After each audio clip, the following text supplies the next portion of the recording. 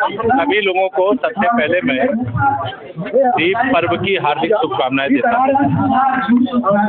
आज वह दिन है जब त्रेता युग में भगवान श्री राम लंका विजय अर्थात रावण का वध करके महर्षि भारद्वाज जी के चरणों में प्रणाम करने आए थे और महर्षि जी की आज्ञा के अनुसार उस रात्रि यहीं पर विश्राम किए थे।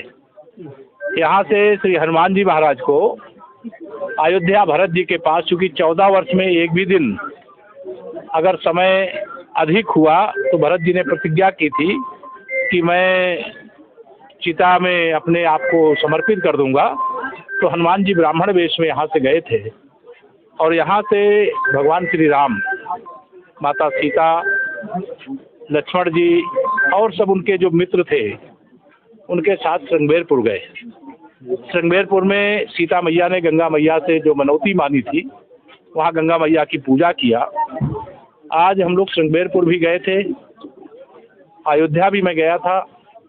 अयोध्या में दीपोत्सव का कार्यक्रम इस वर्ष का एक अलौकिक आनंद देने वाला था, क्योंकि 7 वर्ष से हम लोग वहाँ दीपोत्सव कर रहे हैं, लेकिन रामलला के जन्म स्थान पर विराजमान होने के बाद यह प्रथम दीपोत्सव था। ये एक अलग राम भक्तों को उत्साहित करने वाला, उनको परम आनंद देने वाला रहा है, क्योंकि अयोध्या में दीपोत्सव आज के दिन ही किया जाता रहा है, लेकिन भगवान राम लंका विजय के बाद आज के दिन अर्थात 14 के दिन महर्षि भारद्वाज जी के आश्रम में आए थे और अगले दिन गंगा मैया की पूजा और अपने मित्र सखा निषाद राज जी से मिल करके अयोध्या के लिए प्रस्थान किए थे।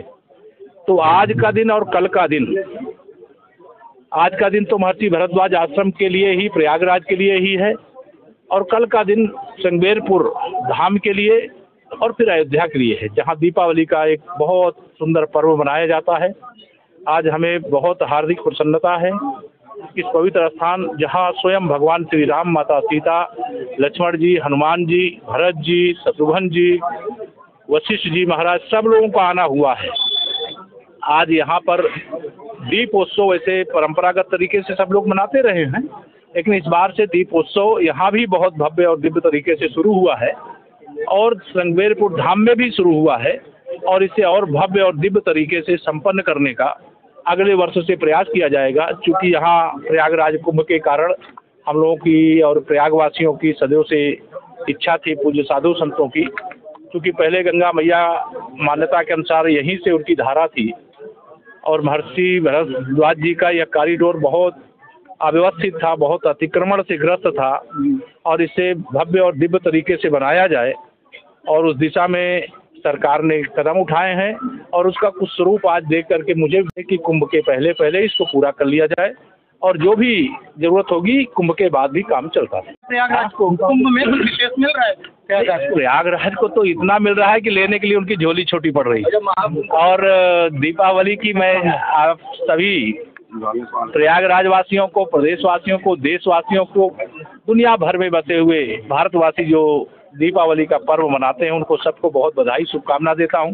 प्रयागराज के लिए यह वर्ष अत्यधिक महत्वपूर्ण है, क्योंकि इस समय हम विकास के एक नए पथ पर, जहां अंधकार से कैसे प्रकाश, जहां बर्बादी से विकास की ओर प्रयागराज आगे बढ़ रहा है। और प्रयास हमारा यही है कि जैसे अर्धकुंभ में 24 करोड़ लोग आए थे, इस बार उससे अधिक संख्या में लोग आवें, उसके लिए सरकार ने पूरी तैयारी की है, सुरक्षा की दृष्टि से भी, तीर्थयात्रियों की सेवा की दृष्टि से भी, और प्रयागवासियों को भी मैं आह्वान करता हूँ वह भी इसमें सहभागी बने। जौनपुर हत्या पे आज स्त्री है और अपराधी, देखिए आपराधिक भारतीय जनता पार्टी की सरकार में कभी ताकतवर नहीं हो सकते। आज मैं अभी आ रहा था श्रृंगेरपुर धाम से, एक चौराहा था जहाँ तमाम लुंगी छाप गुंडे बैठ करके लोगों को सताया करते थे। मैंने पूछा आप कोई बैठता है कहाँ, अब तो बिल में घुस गए। तो वह सब समय खत्म हो गया है। गुंडागर्दी कोई करेगा, कोई अपराध करेगा, कोई हत्या करेगा, छिनैती करेगा, डकैती करेगा, तो उसके खिलाफ कठोरतम कानूनी कार्रवाई हो रही है और आगे भी हो। चुनाव में फूलपुर सहित हम सभी 9 सीटें जीत रहे हैं।